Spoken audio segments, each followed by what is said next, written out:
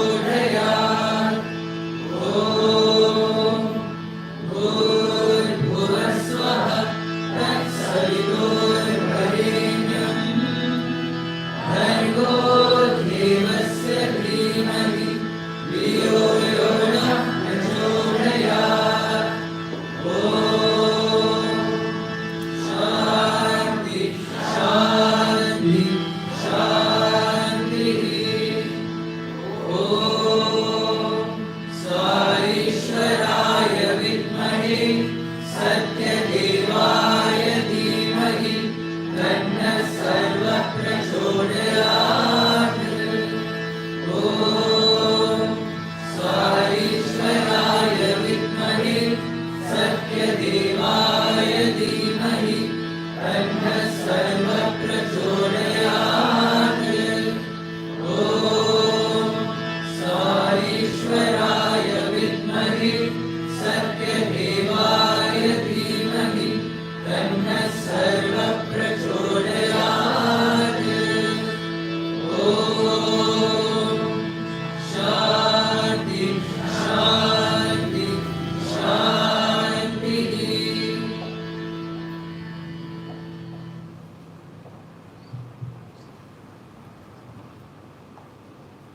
Om Sai Ram.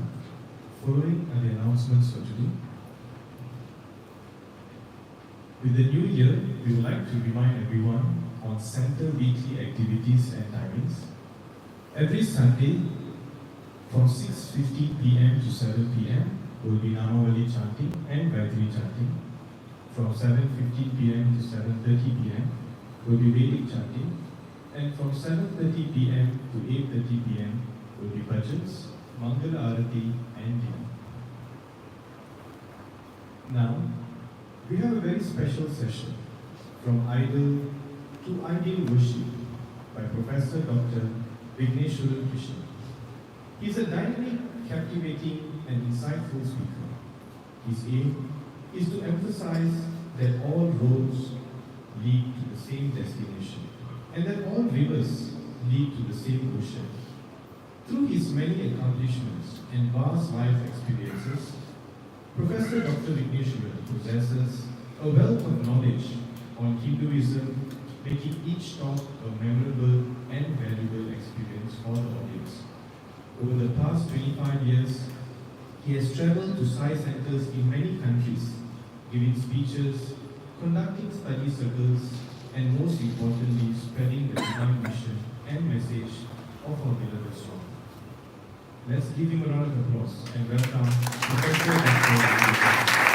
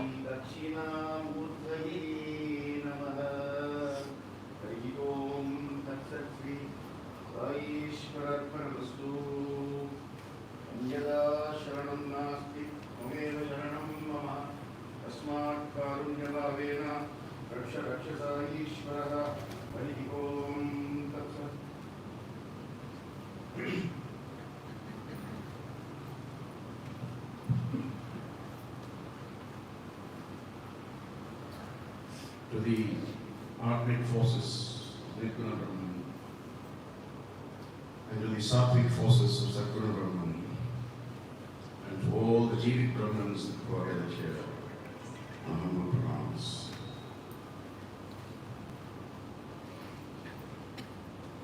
Firstly, I would like to start with the word Hinduism, right? It's fundamental that we have an understanding of that very word, just one word, right? So who is a Hindu? What is a Hindu? What does being a Hindu mean to you and to the others who perceive you as a Hindu? How are you different? So from Hinduism, we have Hindu. From Hindu. Our Hinduism is known as Sanatana Dharma. That which is eternal. The righteousness that continuously and consistently eternal. So what is that eternal element? Or what is the character of that eternity that facilitates a person who declares himself as Hindu? That is what we need to explore within ourselves. Hindu comes from two root Sanskrit words. Hind, which is extracted from himsa. And himsa means violence. Very good.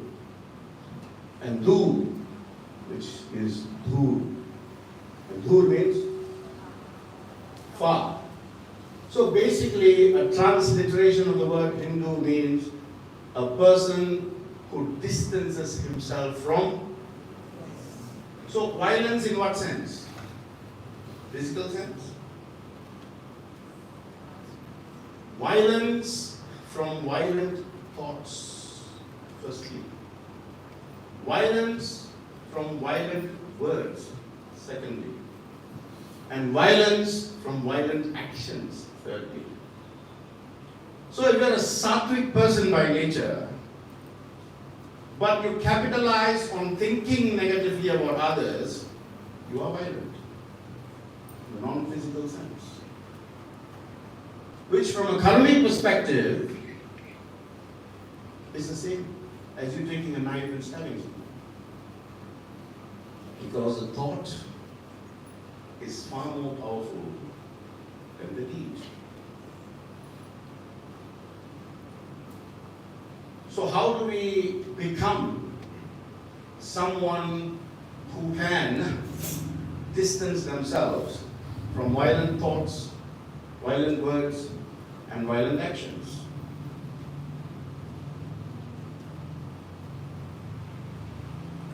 How do we do that? In this world, which is a rat race, which we are all running in. Not even walking or jogging, but running. An endless marathon at that.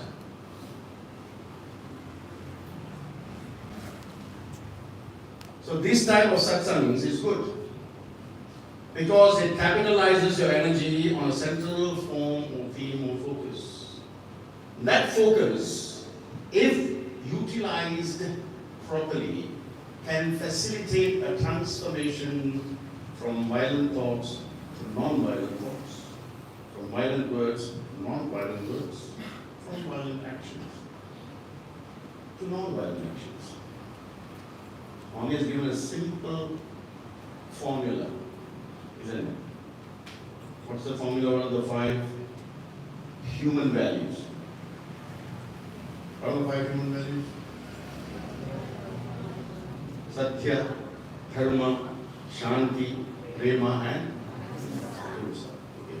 So if you can capitalize on just Ahimsa by becoming one who is pure in thought, one who is pure in words, and one who is pure in actions, then you would have monopolized the Satya, Dharma, Shanti, and Prema.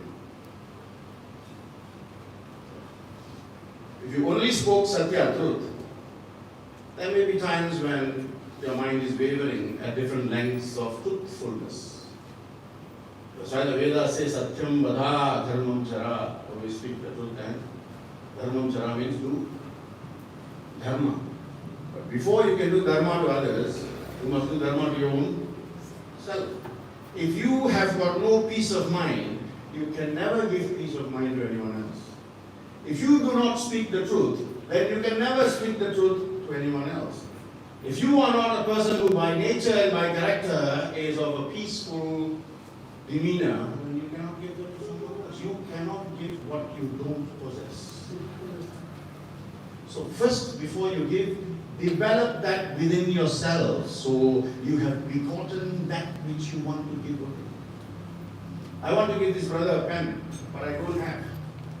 The thought is good, the word is good. Brother, I'd like to give you a pen. But has that gift departed me from him?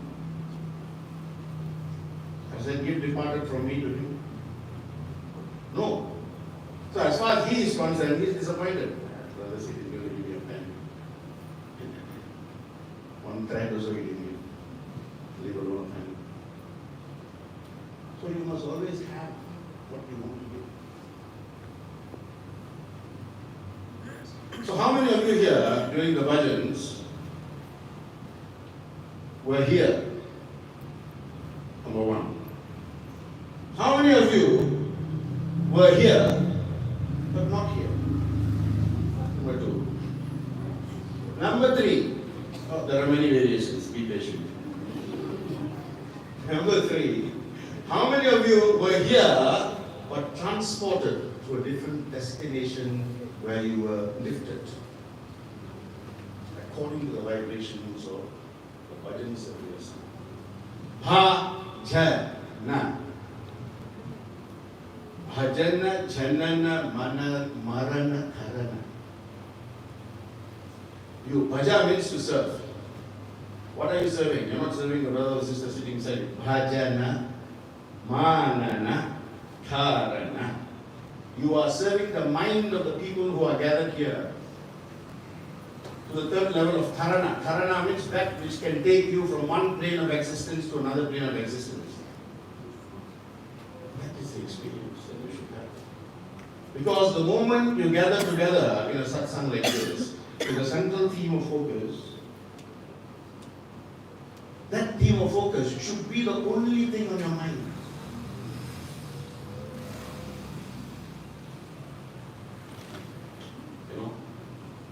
This is all Deva Pradishthavana. So when you see God is looking at you like, but if you want others to see the God in you, then you have to install Pradishthavana. Right? Because you're already alive, you cannot do Prana Pradishthavana like they do in the temple before they do the consecration of Kumbhabhishekam. So you have to do Pradishthavana. When you install the deity must be sitting like this, looking outward in your heart.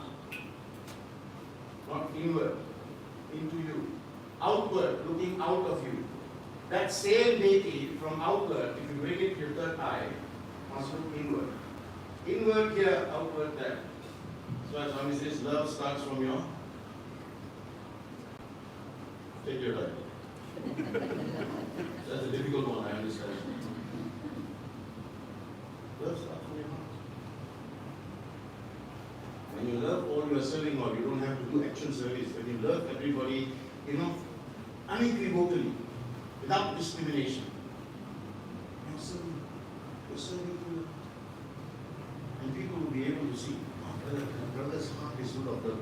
Have you heard anyone say that brother's mind is full of love? If they say that, please fall on their feet because they can read minds. Satsangatvam nitsangatve, nitsangatvam nirmohatve, nirmohatvam nishchalatatvam jivan mukti. Shankaracharya. Satsangam, attachment, the gathering of equal-minded people should lead to nitsanga. Nitsanga is, attachment is, opposite of that is, detachment. Hence I asked you the question earlier, how many of you were here but not here? How many of you here somewhere else? How many of you transported to a different destination?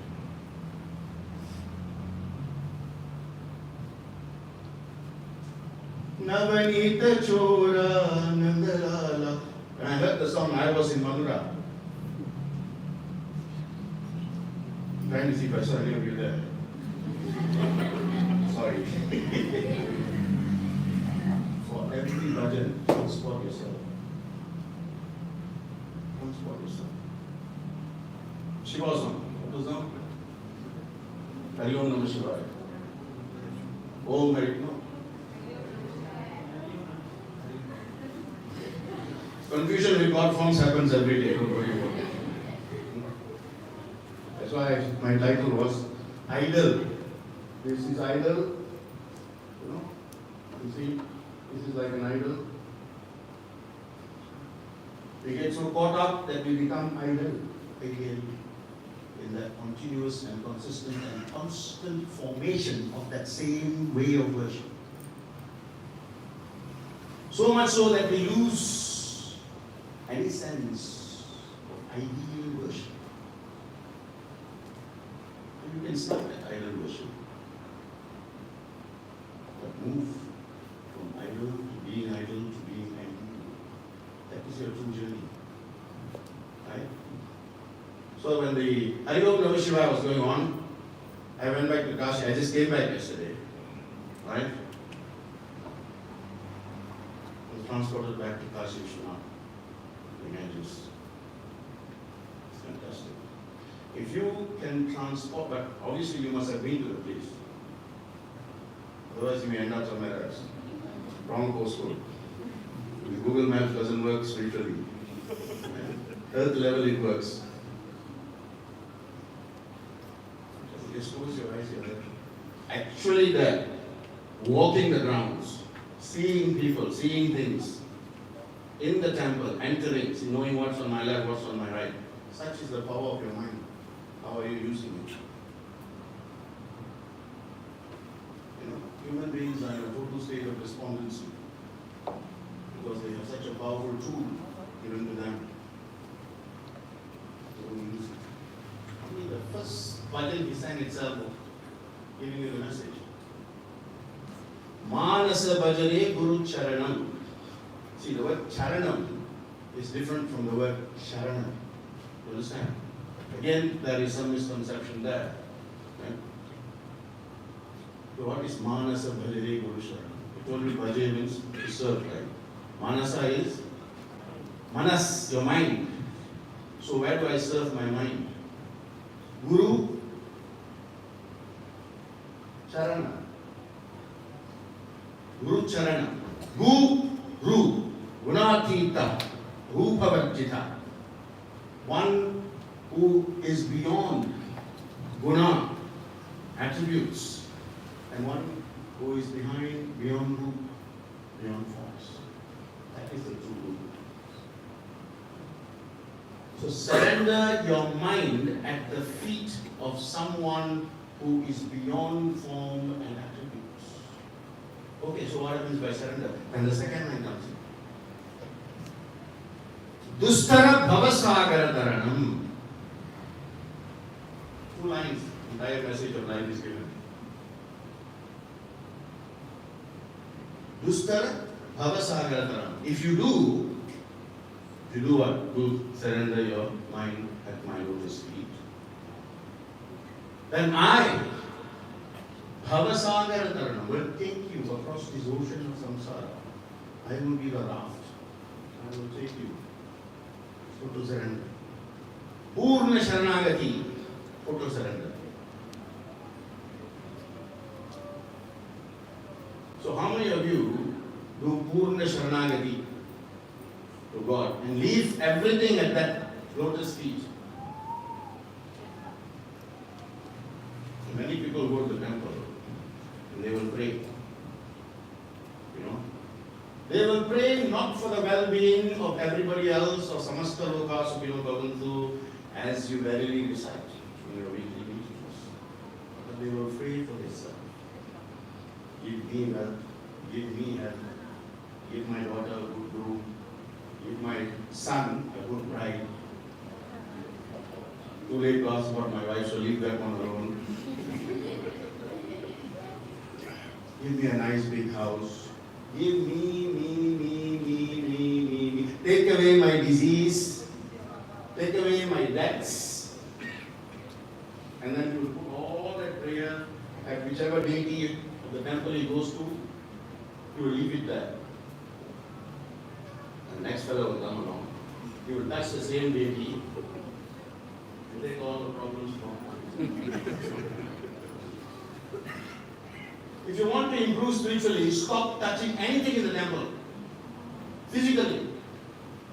Open challenge to you. Let's see how much time you take to do that. God never wants you to connect with you physically. I can give that to you in writing. God wants to connect to you mentally. So go there and just stand like that and communicate with Him. through your mind. So how do I communicate to God? Use my mind. Use your intellect to direct your mind. How do I use my intellect? Control your senses. How do I control my senses? Control your senses. Everything has an answer.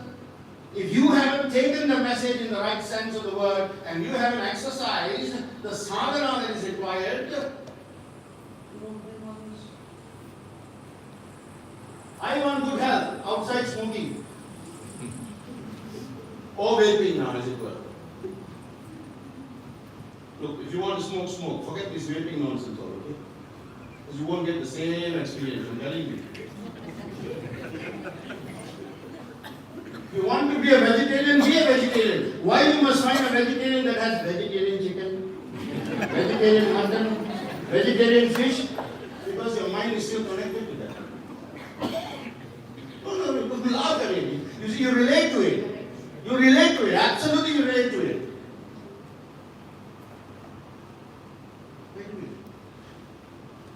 Right? In my professional training courses, I always say, if you keep doing the same thing, you will enjoy the same results. You change something, some results will change. You change everything, your entire results will be totally different. Choice is yours. Choice is always yours. This is what Krishna did. Right? If you look at Mahabharata, Krishna was divine personification. God, born as God in Bhuloka. But never once did he exercise that dictatorial approach. He will call the Kauravas, he will call the Pandavas, and he will put the cards on the table. He had samachar. This is the business. Choose. Because when you make your choice, then you have to take responsibility for the ensuing. Choice, the two C's. Choice equals on. All this you all know very good. Then why are you still suffering the same? Because you never changed. When you change, the change should begin in your mind first. Then the change will show itself in the way you speak. The way you think and the way you speak will be manifested through your actions. So the starting point is changing the fine-tuning the mind. Right? Much better mind. So God will always give you the choice. Do I wear white or red or green today? Choice is yours. Do I eat vegetarian chicken or the actual fellow? I say that you are okay. So just now I said satsangam vitsangam, attachment should lead to detachment. Vitsangam, then once you're detached, should lead to nirmohatvam. Nirmohatvam. Moha is desires. Right? When you detach yourself, you are also detaching yourself from the moha vasanas, the desires. What are the desires? Kama, krodha, lobha, moha, mada, mada, matira. Ahamkara, 8 ashtadoshas that arise as a result of Ichcha Shakti. Ichcha is desire. The power to desire something, which is innate in all men. How to desire something. We desire something. Want something, then you have to face the consequences. So ask for the right thing. What you need and what you want are two different things. Right? If you continue to focus on what you want, you will never realize your true need, and you will be stuck in idle. You will be idling in the idol worship. You will never move to ideal worship. Ideal worship is where, at any point in time, you can close your eyes and pray to whichever God you want, wherever you are. I've tried and tested this. Right? You know, in London, we have to take the underground, the tube to work. So from my station to where I work, which is in Melbourne, is about 40 minutes. In that 40 minutes, I do a lot of traveling. For the places. Kailash, when I do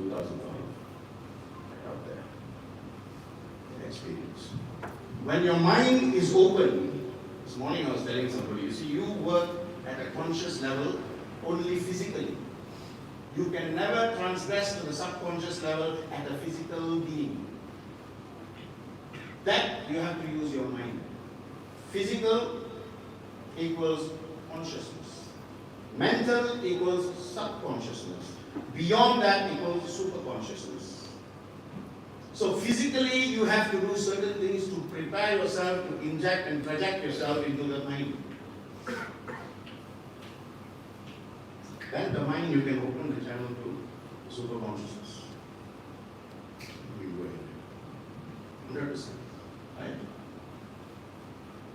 Recently, last year, we finished 196 Yoga Sutras at Patanjali. It's there on YouTube. I will give you my link. 170 videos there. Ramayana, Mahabharata, Bhajans, right? The 18 Puranas, 15 Upanishads, 196 Sutras, all on 3 videos on Karma, on Yantra, Mantra, and Tantra, Panchakoshas, and Chakras, how to use this to really progress. You can be in right smack in the middle of a total calamitous state. Yet that's because your subconscious is vibrating at that level. So let me just take Ganesha. Right? So all of you pray to Ganesha, right? Yes or no? You have to say that before, right? Okay, so how many hands has he got? At a Satguna level, I started by saying Nirguna, Atmic level is Nirguna, God without form. But if I say to you, can you see God here?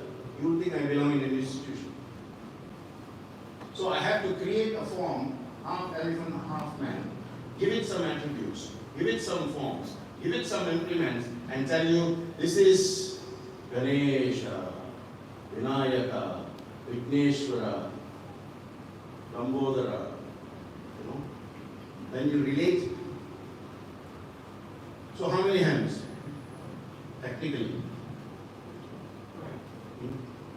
There are 5 if you count the trunk. Let's leave the trunk alone for a moment. Right? So yes, are you waving or are you telling his fault? Oh, okay, thank you. Now, next question. What does he hold in his 4 hands? Yes, you will bring Ganesha. If I ask you what is in a car engine, you'll be telling me battery, radiator, this, that, everything. Something that you don't need, you want, you will remember. Something that you need. Ganesha. That's the chap with the elephant face, right? Come on. See, food time. Earlier you already announced Bhajan, Mangala Arati, but the focus is on the word after that, dinner. Today, the menu consists of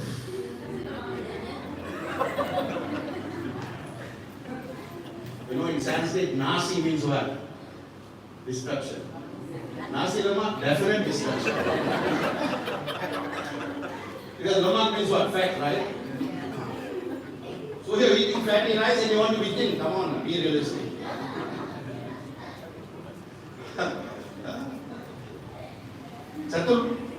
Chatur Pujam. Right? One hand he holds the Ankusha. Right? The other hand he holds the Pashakayil. One hand he holds a plate of Modaka.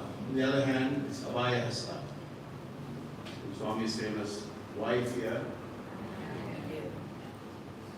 Then how does he sit? What is the posture of the legs? How is the legs position? Okay, forget about the standing Ganesha, right? The sitting one. How do you perceive or see the sitting Ganesha? One leg is firmly rooted on the ground, the other leg is on top, the other is on top. All the God forms will sit like that, except Shiva. symbolisms, significance. How much do we know of it, and how much do we relate to it? How much do we practicalize this knowledge? Right? Most of you see Shiva in this Nataraja form, right? Tell me, why is he stepping on a little baby? You know, you see all the Nataraja statues, he's stepping on a baby, isn't it? But let's say someone asks you, where is this little baby? Stepping on a little baby. And you call yourselves people of Shanti, you say 3 times. Once, you say 3 times. If you want to start manifesting peace in your mind, learn to stay peacefully. Every center I go, everywhere I speak in the world, I ask, I correct this first. So let's try it. I will say it first, and I want you all to say it. You know, you create so much vibrations with the bhajans, and we are, you know, our velocity is vibrating at this level. The reverberation is supersonic. So you must completely soak yourself at this level of vibrations. Instead, you say Shanti so fast.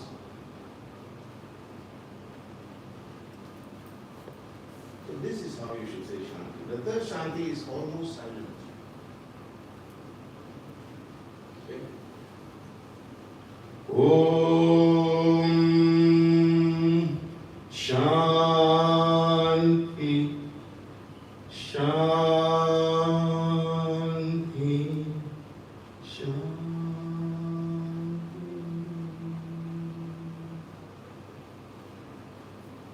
Om Shanti, Shanti, Shanti. Shanti is peace. Why are you rushing it? Isn't that a fact?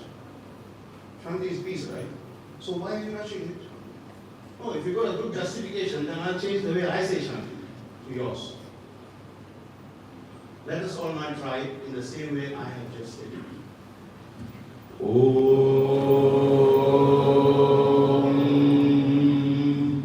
Shanti.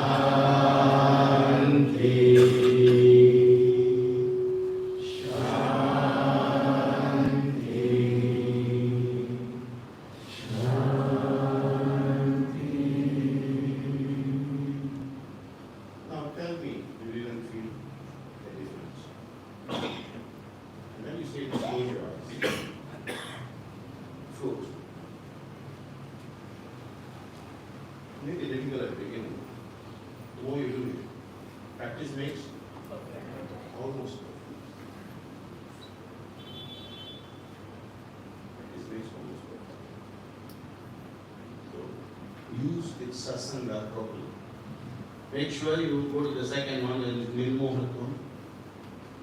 Dedicate to totally detach yourself from the desires. Then nirmohatvam nischalatatvam. Nirmohatvam, once you detach yourself from desires, then you will relate to the immutable reality, which is divine energy. Nischalatatvam jivan mukti. Once you start vibrating at that level, you will completely detach yourself from that. This is the boon that was given to Bhishmacharya. You have got the boon of leading your life at will at a time you choose it. And the period is coming now. The new period of what we celebrate as Pongal, right? It's called Uttarayan. Bhishma Jayanti will come on that day. Bhishma Ekadasi is actually the day when he left his normal worlds. He was waiting. You know, you might have seen pictures or illustrations where he's lying on a bed of arrows and he's waiting. Waiting for that period when the sun changes its direction. From Dakshinayana, south facing, to Uttarayana, north facing. So there are lots of things that can help push you along the way. Push you along the way. Right? If you want to go and lift weights, you want to do some cardio exercise, you will find somebody to teach you, isn't it? Yes or no? You want to start running, you want to start acting, you want to do anything, you will find someone who knows what they are doing to teach you that. And here we have the teachings given to us by the avatars that have come and gone.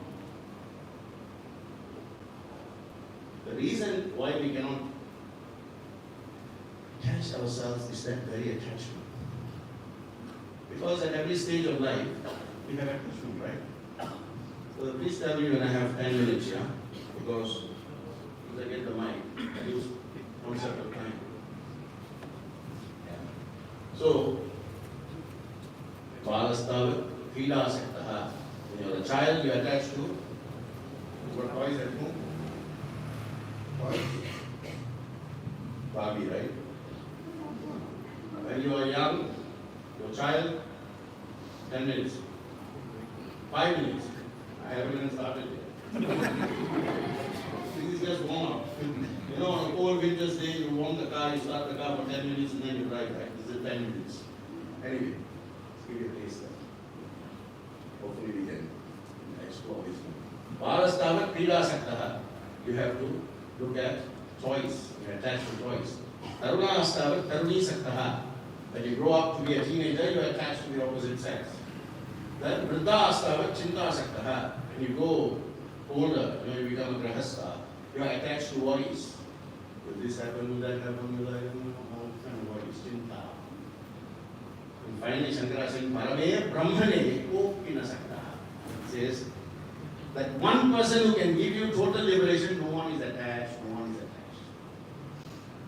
So, one hand, Ankusha, the other hand, Vashakaya, one hand, Modaka, the other hand, Abhayahasta, one leg folded, one leg on the ground, big tummy, trunk, one tusk broken, big ears, small eyes, mouth cannot see, unless you're eating nasi lemak. So when you pray, your prayer should be channeled in a way that when you look at him, you say, I want big ears like you, not physical ears. I want to hear everything that is reverberating in spiritual energy. If you keep praying for this, you will actually improve your hearing. Don't believe me, try it out. An elephant has very small eyes, but is far-sighted. The vision is very far.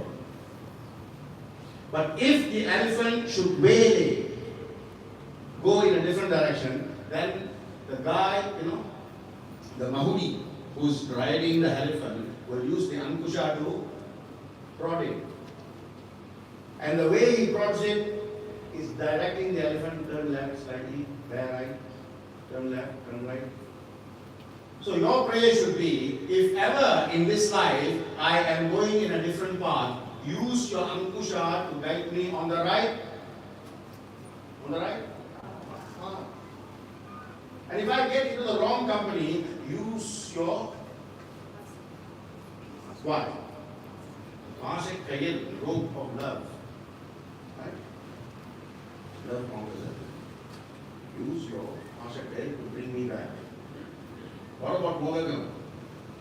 There's two messages here. Right? The Modagam is very plain on the outside, isn't it? Isn't it? Just white flour, right? But inside is? Inside is? So the lesson is, doesn't matter how you look, inside you must be sweet. So you must speak. Swami says you don't have to oblige, but you should speak obligingly, correct? No problem. The other is, don't be white on the outside and be black on the inside. So when you pray, you say, make me sweet on the inside.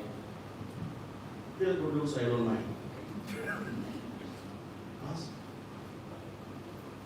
And whenever I call, I want you to come and Abhayahasta. And control my mind like your bent leg. And make me stand firmly on my intellect. So the intellect can direct the mind. Right? And you always see pictures where Ganesha's stomach is tied by a snake. That represents Prakriti, or Chaitanya Shakti. Snakes in Hinduism represents Chaitanya Shakti. You see Lord Shiva, snake everywhere, because he's full of that Chaitanya Shakti. Right? Long So is it the fifth hand that is representing viveka, sense of discrimination. If you throw a peanut before an elephant, it will use the same trunk to pick up that nut. If you throw a big tree, it will use the same trunk to pick the tree and move it. It knows what strength to use to pick the nut, what strength to use to pick the log. So when you pray to Ganesha, the ideal worship is, give me a sense of discrimination which is proportionate to the task I am engaged with. You know, they say, you don't need a sledgehammer to crack a nut. You know nut? Like a pistachio. You don't take a sledgehammer and crack that fellow. You just know how to use the right amount of energy or use a cracker. What else? Tusk, broken tusk. So very quickly I'll tell you. Right? What is the most valuable part of an elephant? Tusk. Trick question. So the tusk, the broken tusk represents tyaga or sacrifice. You know the story going back to Mahabharata, and then Vedavyasa was asked by Krishna to write the story so that people can read and understand what happened. So Vedavyasa said, no problem, get me a scribe. So many came, and many could not keep up with the speed of Vedavyasa. Finally they all gave up. So Vedavyasa went to Brahma and said, I cannot complete this job because I am not getting a good scribe. Brahma said, go and see Ganesha. So Vedavyasa went. Ganesha, you know, he is Jnana Kadavul, right? The god of wisdom. Big, right? Broad-mindedness, lateral thinking. When you look at the elephant head, say, give me this broad-mindedness, give me this lateral thinking. Hear more. That's why you got 2 ears and 1 mouth. Listen more and talk. Talk more and listen less. Who is more than one, but we do one more than two. So, Ganesha, when Vedavyasa came, he said, I know why you've come. I have got one condition. If you can speak as fast as I like, then I'll take you on. See, all this time, Vyasa was saying, nobody can keep up to my speed of dictation. Ganesha turned the plate of it. He said, if you can speak as fast as I write, I'll take you on. Vyasa said, okay, no problem. And they started. Writing. The implement Ganesha was using was not very, quality. So it broke. The moment it broke, without thinking for an iota of a second, he broke the most valuable part of his body, which is his tusk, and began to write. And he completed the job. Now, how many of us, when we want to do something good, we think about what we are giving away? Not the fact that we are giving, we want to give. Somebody will give $5 and send the fellow away. You must be prepared to depart with the most valuable thing that you have. That is a true gift. At the time of the thought of giving, the gift must pursue. Not after you've analyzed what you want to give. I hear from charity for some clothes. You know, the torn button, the zip doesn't work, give them. What is not good for you is never good to give away as charity. Remember that. Right? So, I've covered Ganesha in a simple 10-minute explanation. So change the way you pray. Then you would have moved from idol and idol to idol. Understand? The very simple, have you seen the picture of the Mahabharata, where Krishna is holding the reins of the horses and is slightly turned towards Arjuna, and Arjuna is bowing like that. Arjuna represents the mind, which must bow to the, what does Krishna represent? Buddhi or intellect. Krishna holding the 5 reins, the 5 horses. The reins represent viveka or discrimination. And what do the 5 horses represent? The 5 senses, Panchendriyas, Kamendriyas. So only when the senses are controlled with the right amount of discrimination, the intellect is ready to dictate the mind. I've given 1 hour lecture just on this. picture of the coach represents. There's a flag there. On the flag there's Hanuman. You know, there are always people in our gatherings. Please tell me what Hanuman, who was a character from the 7th avatar in Rama, Treta Yuga, what is he doing in Dwarpara Yuga in Mahabharata war? Hanuman is Chiranjeevi. He is here today. Chiranjeevi means timeless. And there, you know, if you actually go and read the real script of Mahabharata, the day the war ended in Kurukshetra, Hanuman came and took blessings from the top of the flag. He came out from the top, took blessings from Krishna and left, and the entire chariot burned to the ground. You know, if you go to Madura, you can actually go to the place called Kurukshetra where you can actually sit and meditate. There is a beautiful marble statue of that. You sit there, it can transport you back to the times of the war.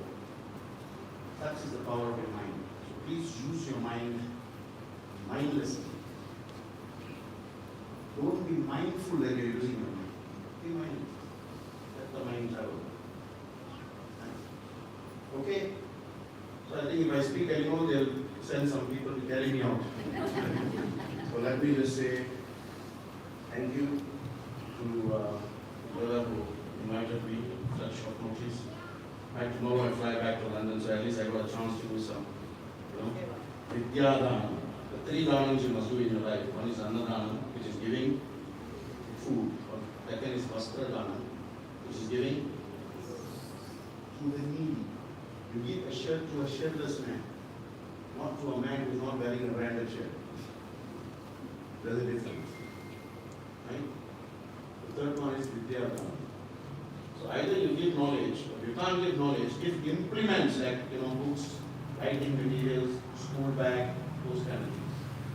Practice this, and slowly you will change. It's like a diamond. We are all rough diamonds. Swami's always said that. We take a lot of trouble to polish the black and brown shoes for external appreciation, but we never polish the internal stuff, so that the brilliance is shown outwardly to everybody who comes with us. So with that, I would like to say, Anyada Sharanam Nasti Prameva Sharanam Mahadasmat Karam Bhavena Rakshasa Ishvara. Thank you very much for listening. Thank you, Dr.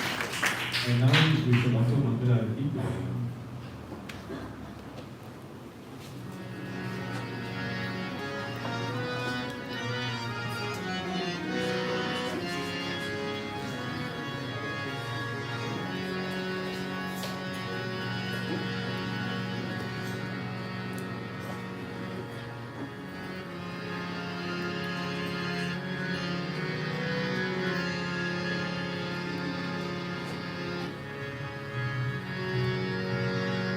Om